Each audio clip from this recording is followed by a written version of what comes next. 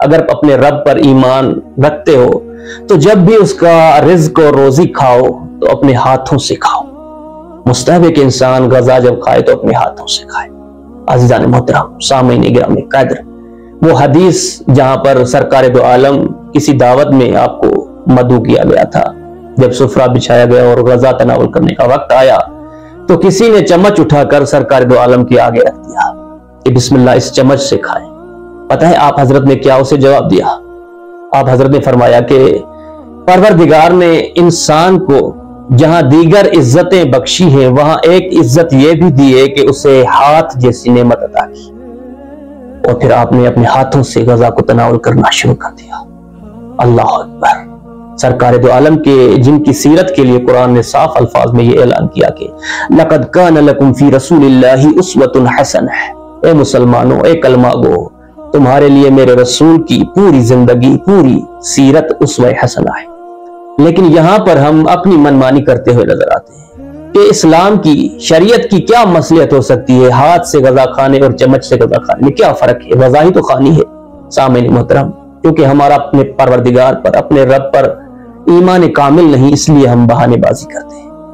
اگر کوئی عام ڈاکٹر آپ کی بیماری کو مد نظر رکھتے ہوئے کوئی نسخہ آپ کے لیے لکھ دے تو آپ بغیر چوں چرا کے، بغیر کوئی سوال کیے اس نسخے پر عمل کرتے ہیں، اس کی لکھی ہوئی دوائی کو استعمال کرتے ہیں. پلٹ کر یہ نہیں پوچھتے کہ ڈاکٹر جب تک میں اس دوائی میں چھپی ہوئی مصلحت کو، اسرار کو نہ جان لوں تب تک استعمال نہیں کروں گا. نہیں کہتے کبھی بھی، بلکہ آنکھیں بند کر کے اس پہ عمل کرنا شروع کر دیتے ہیں. کیوں؟ کیونکہ آپ کا اس ڈاکٹر پر یقین ہوتا ہے. پروردگار جو تمہاری ماں سے بھی 70 گنا تم سے زیادہ محبت کرتا ہے، اگر وہ تیرا رب، اس کی شریعت تمہیں یہ حکم دے کہ اپنے ہاتھوں سے غذا کھاؤ، اس میں خدا نے کوئی مصلحت رکھی ہے تو ضروری ہے کہ آپ اس مصلحت کو درک کریں اور پھر اس پر عمل کریں.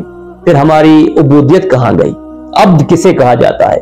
عبد اور بندہ اسے کہا جاتا ہے جو بغیر چوں چرا کے اپنے مالک کے حکم کے سامنے سر تسلیم خم کر دے، تسلیم ہو جائے. ہم ڈاکٹر کی بات کو، اس کے نسخے کو آنکھیں بند کر اس پر عمل کرتے ہیں کیونکہ وہاں پر ہمارا یقین ہوتا ہے.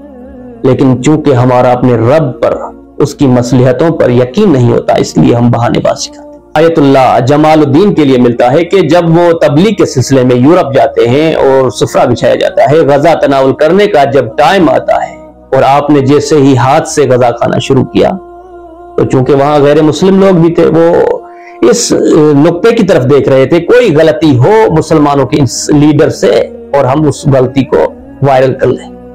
اور ایسا ہی ہوا، جیسے وہ آپ غذا کھا رہے تھے ہاتھ سے تو انہوں نے آپ کی پکچر بنا لی ثبوت کے طور پر، اور کھانے کے بعد پھر آپ سے سوال و جوابات ہوئے اور آپ کے اس عمل پر شدید مذمت کی گئی کہ آپ بے مہذب ہیں، تہذیب یافتہ نہیں، کوئی ثقافت، کوئی فرہنگ آپ میں نہیں، جہاں دنیا نے اتنی ترقی کر لی ہے اور آپ آج بھی اپنے ہاتھ سے کھانا کھا رہے ہیں.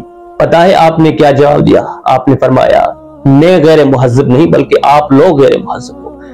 تم جو خود کو روشن فکر سمجھتے ہو، حقیقت یہ ہے کہ یہ روشن فکری نہیں. روشن فکری وہ ہے جو میں نے عمل انجام دیا. میں اپنے ہاتھوں کو اچھی طرح جانتا ہوں، انہیں کس طرح سے میں نے پاک کیا ہے، اس کی طہارت و پاکائی سے میں آشنا ہوں. لیکن وہ چمچ جن سے تم غذا کھاتے ہو، یہ چمچ ہر 1 گھنٹے کے بعد کسی نہ کسی کے منہ میں جاتے ہیں، کسی نہ کسی کے حلق میں جاتے ہیں. اب وہ شرابی ہو، زانی ہو، بدکار ہو، کوئی بھی ہو، مسلم ہو، کافر ہو، مشرک ہو، کوئی پتہ نہیں، سب کے منہ میں یہ چمچ جاتے رہتے ہیں. جس کی کس طرح سے تم نے دھوئے مجھے کچھ علم نہیں، لیکن میں اپنے ہاتھوں کی طہارت سے آشنا ہوں. میرے ہاتھ کسی کے حلق میں نہیں جاتے، میرے ہاتھ کسی کے منہ میں نہیں جاتے، کسی شرابی، کسی کافر، کسی نجس کے منہ میں نہیں جاتے. لہٰذا میں اپنے ہاتھوں سے مطمئن ہوں. اس لیے اسلام نے دستور دیا کہ اپنے ہاتھوں سے غذا کو کھاؤ.